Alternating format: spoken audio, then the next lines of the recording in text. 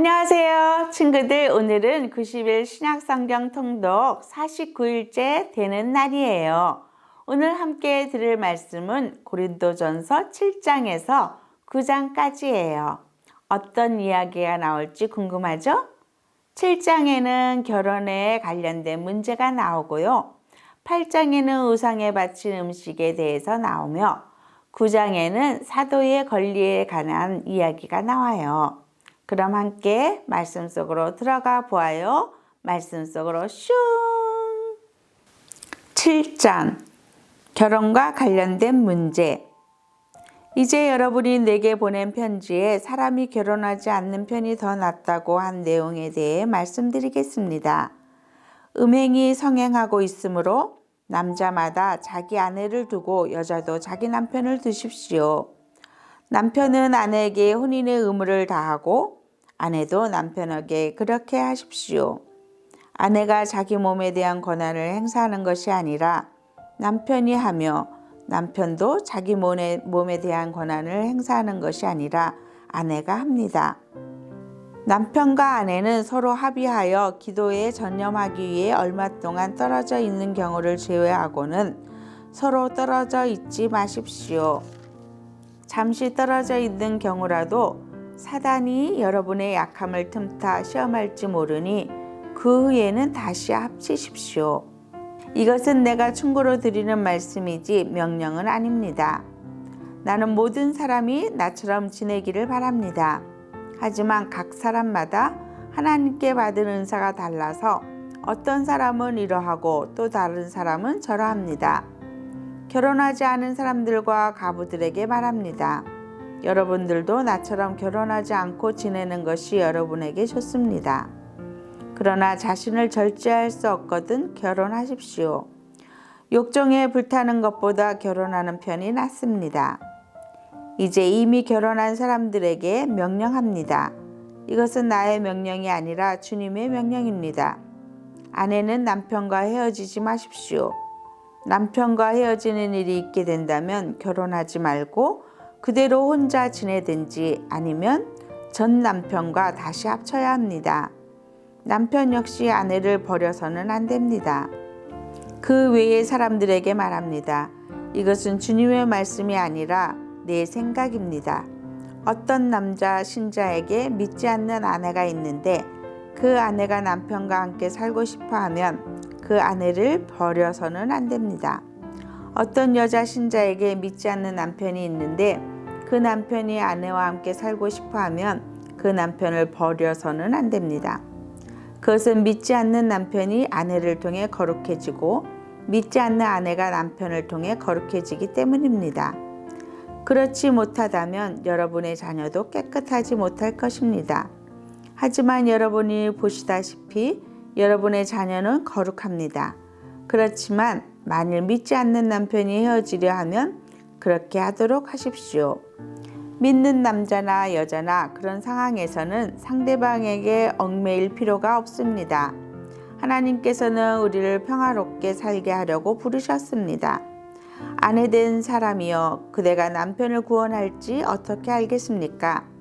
남편 된 사람이여 그대 아내를 구원할지 어떻게 알겠습니까? 하나님께서 부르신 대로 생활하라.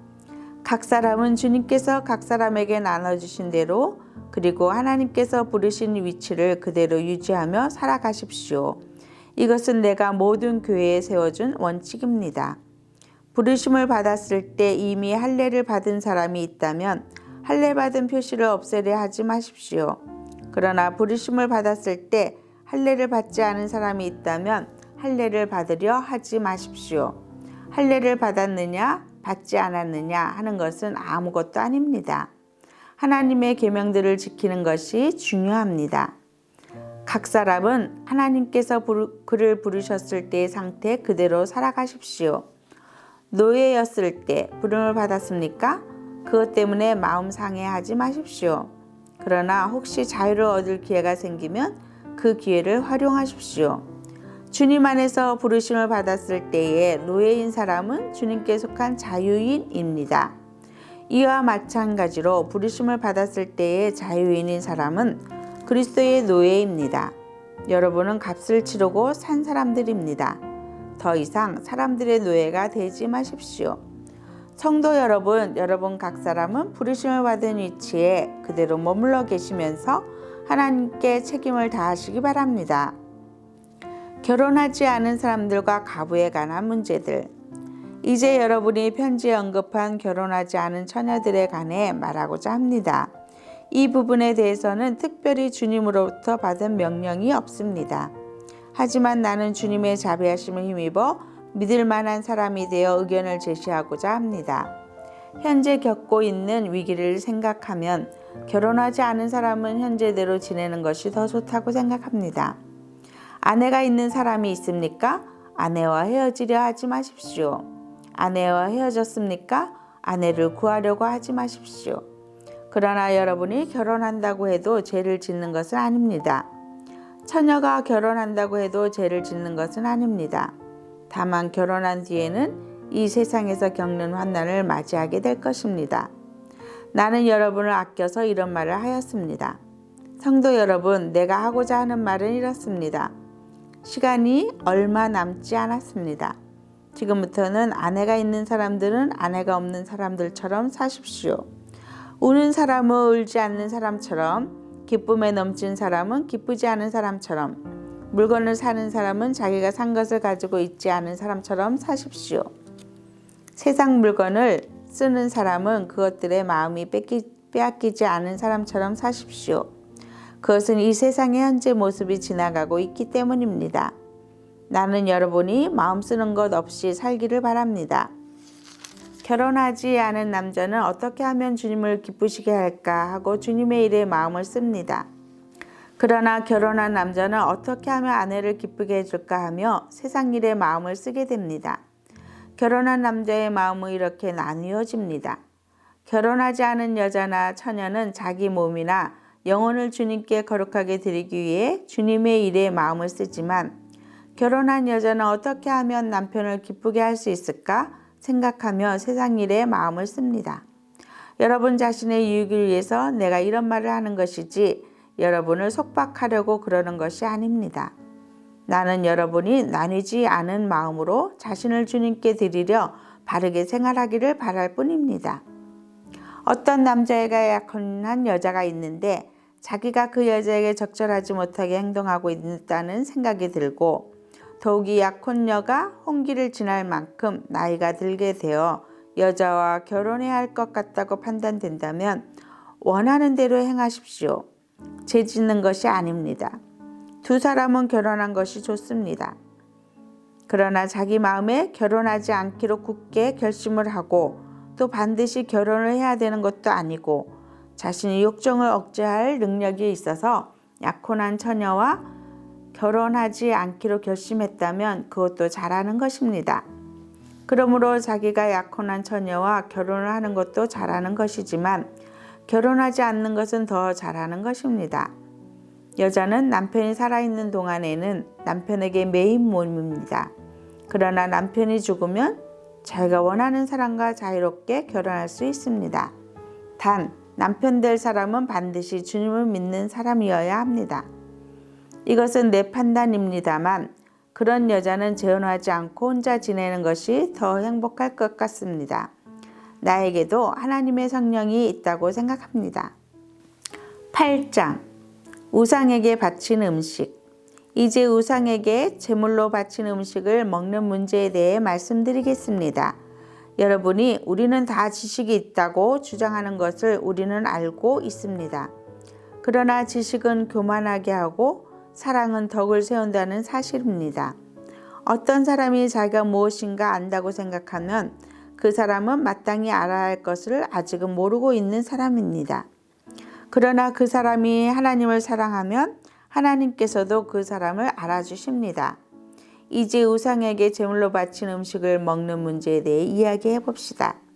우리는 세상에서 우상이란 아무것도 아니며 하나님은 오직 한 분뿐이라는 사실을 알고 있습니다. 하늘에나 땅에나 신이라고 불리는 존재가 많이 있고 사실 많은 신이 있으며 많은 주가 있지만 우리에게는 아버지가 되시는 하나님 한 분만 계십니다. 만물이 그분에게서 나왔고 우리는 그분을 위해 살고 있습니다. 또 주 예수 그리스도도 한 분만 계십니다. 만물이 그분 때문에 창조되었고 우리도 그분 때문에 살고 있습니다. 그런데 누구나 이러한 진리를 아는 것은 아닙니다. 사람들 중에는 아직도 우상을 숭배하는 습관이 남아 있어서 우상에 바친 음식을 먹을 때 그것이 우상에 바친 음식이라고 생각하며 먹는 사람들이 있습니다. 그 사람들의 양심은 약해졌고 더럽혀졌습니다. 그러나 우리를 하나님께 가까이 나아가게 하는 것은 음식이 아닙니다. 음식을 먹지 않는다고 해서 손해되는 것은 아니며 음식을 먹는다고 해서 더 이루어지는 것도 아닙니다. 그렇지만 여러분에게 있는 자유를 행사할 때 그것이 믿음이 약한 성도들에게 걸림돌이 되지 않도록 주의하십시오. 지식이 있다는 여러분이 우상의 신전에서 음식을 먹고 있는 것을 믿음이 약한 성도가 본다면 그가 용기를 얻어 그 사람처럼 우상의 제물로 바친 음식을 먹지 않겠습니까? 이렇게 되면 믿음이 약한 성도는 여러분의 지식 때문에 망하게 되는 것입니다. 그리스도께서는 바로 그 성도를 위해 죽으셨습니다. 이런 식으로 여러분의 동료 성도들에게 죄를 짓고 그들의 약한 양심에 상처를 준다면 여러분은 그리스도께 죄를 짓는 것입니다. 그러므로 내가 먹는 음식 때문에 내 동료 성도들이 걸려 넘어지게 되면 그 사람이 걸려 넘어지지 않도록 하기 위해 나는 평생 고기를 먹지 않을 것입니다. 9장 사도의 권리. 내가 자유인이 아니란 말입니까? 내가 사도가 아니란 말입니까? 내가 우리 주 예수님을 보지 못했단 말입니까? 여러분 자신이 내가 주님 안에서 일한 수고의 열매가 아닙니까? 내가 다른 사람들에게는 사도가 아닐지라도 여러분에게는 확실한 사도입니다. 왜냐하면 여러분이 주님 안에서 나의 사도직을 인정해 주었기 때문입니다. 나를 비판하는 사람들에게 나의 입장을 이렇게 밝힙니다. 우리에게 먹고 마실 권리가 없습니까? 다른 사도들과 주님의 동생들과 게바가 그런 것처럼 우리는 신자인 아내를 데리고 다닐 권리가 없습니까? 나와 바나바만 생계를 위해 일해야 한단 말입니까? 자기가 비용을 대가면서 군대 생활을 하는 사람이 어디에 있습니까? 포도 농사를 지으면서 그 포도원에서 나는 포도를 따먹지 않는 농부가 어디 있으며 양을 기르면서 거기서 나는 젖을 마시지 않는 사람이 또 어디에 있겠습니까? 내가 사회에서 일어나는 일만 가지고 이렇게 말하는 것은 아닙니다. 율법에도 이런 말이 있지 않습니까? 모세율법에 이같이 기록되어 있습니다. 곡식을 타작하는 소의 입에 망을 씌우지 마라. 하나님께서 소를 생각해서 이 말씀하신 줄 아십니까? 아니면 우리 모두를 위한 말씀이겠습니까? 이 말씀은 우리를 위해 기록된 말씀이 분명합니다. 밭을 가는 사람은 당연히 어떤 소망을 가지고 밭을 갈며 곡식을 타작하는 사람이 대가를 기대하며 일하는 것은 당연합니다. 우리가 여러분에게 영적인 것을 뿌렸다면 우리가 여러분이 갖고 있는 물질을 거두어 드린다고 해서 지나치다고 할 수 있겠습니까? 다른 사람들이 여러분에게 이런 것을 요구하는 권리를 가졌다면 우리는 그런 권리가 더 있지 않겠습니까? 그러나 우리는 이 권리를 행사하지 않았습니다. 오히려 우리는 그리스도의 복음에 방해가 되지 않기 위해 모든 것을 참았습니다.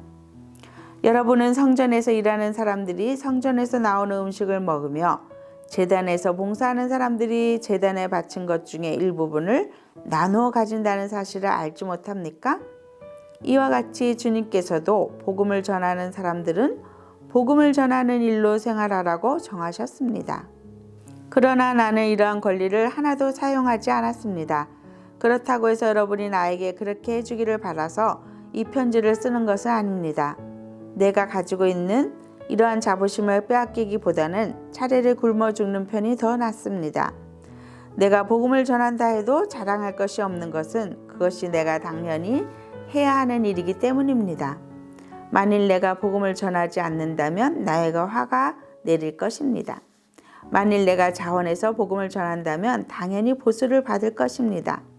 그러나 자원해서 하는 일이 아니라면 이것은 내게 맡기신 직무를 다하는 것일 뿐입니다. 그러면 내가 받을 상이 무엇입니까? 바로 이것입니다. 내가 복음을 전할 때 아무 대가도 받지 않고 전하는 것과 복음을 전하면서 나의 권리를 사용하지 않는 것입니다. 나는 자유인이며 어느 누구에게도 매여 있지 않습니다. 그러나 나는 되도록 많은 사람을 얻기 위해 스스로 많은 사람의 종이 되었습니다. 유대인들에게는 유대인들을 얻고자 유대인처럼 되었습니다. 율법 아래 있는 사람들을 대할 때는 비록 나 자신은 율법 아래 있지 않지만 그들을 얻기 위해 율법 아래 있는 사람처럼 되었습니다. 율법 없는 사람들에게는 비록 나 자신은 하나님의 율법을 떠난 사람이 아니라 그리스도의 율법 아래 있는 사람이지만 율법 없는 사람들을 얻기 위해 율법 없는 사람처럼 되었습니다. 믿음이 약한 사람들에게는 약한 사람들을 얻기 위해서 약한 사람이 되었습니다. 내가 모든 사람들에게 그들과 같이 된 것은 아무쪼록 모든 방법을 다하여 그들 중에 몇 사람이라도 구원하기 위해서였습니다. 나는 복음이 주는 복에 참여하기 위해 복음을 전하는 일이라면 무슨 일이든 하고 있습니다. 경기장에서 경주자들이 다 달려가지만 상을 받는 사람은 한 명뿐인 것을 알지 못하십니까? 이와 같이 여러분도 상을 받을 수 있도록 달리십시오. 경기를 하려는 사람은 모든 면에서 자기 절제를 하는 법입니다. 그들은 썩어 없어질 면류관을 얻으려고 절제를 하지만 우리는 썩지 않을 면류관을 얻으려고 그렇게 합니다. 이처럼 나는 목표가 없는 사람처럼 달리지 않습니다. 나는 허공에다 주먹을 휘둘러 대는 사람처럼 싸우지 않습니다. 나는 내 몸을 쳐서 굴복시킵니다. 내가 다른 사람들에게는 복음을 전했으나 정작 나 자신은 자경비달이 될까 두렵습니다. 친구들, 부모님과 함께 하나님 말씀 잘 들었나요? 오늘도 들은 말씀을 기억하며 우리는 하나님께서 값을 치르고 산 몸이니 하나님께 영광을 돌리는 친구들이 되기를 사랑하고 축복해요. 그럼 내일 만나요. 안녕.